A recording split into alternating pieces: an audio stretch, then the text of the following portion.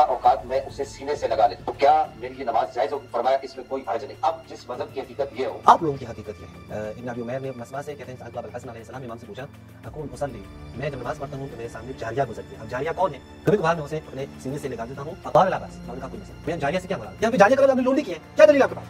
जब जारिया कर लूंडी कर रहे हैं, हालांकि जारिया बच्ची को कहते हैं, छोटी बच्ची होती है।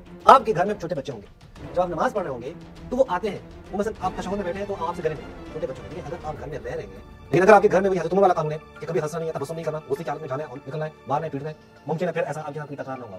लेकिन वाकई अगर आप बाप के नाते वहाँ पे रह रहे हैं, आपके बच्चे जब आप नमाज पढ़ रहे हैं, नमाज के दौरान ही जो छोटे बच्चे होते हैं, कम से होते हैं, वो आके आपके साथ गले लगा देते हैं, आपको डिस्टर्ब करने की कोशिश करते हैं, बच्चे हैं वो। तो ये इमाम के सहाबी ने, रावी ने इमाम से ये पूछा है कि मेरे सामने से जब वो गुजरती है छोटी बच्ची, तो अपने बगल करता हूँ, सीने में लाता हूँ उसे, गले लगाता हूँ उसे, वहाँ का कोई मसला नहीं। और ये खुद अहले सुन्नत की किताब में बुखारी मुस्लिम है, नमाज के दौरान ही रसूलुल्लाह वो बाल बच्चियों को उठा लेते थे। लेकिन आपको कुछ भी पता नहीं है। दसम पेज अव्वल पे सफा नंबर 1048 में अल जारिया, किसे कहते हैं? अल फतात अस-सगीरा, छोटी बच्ची को कहते हैं।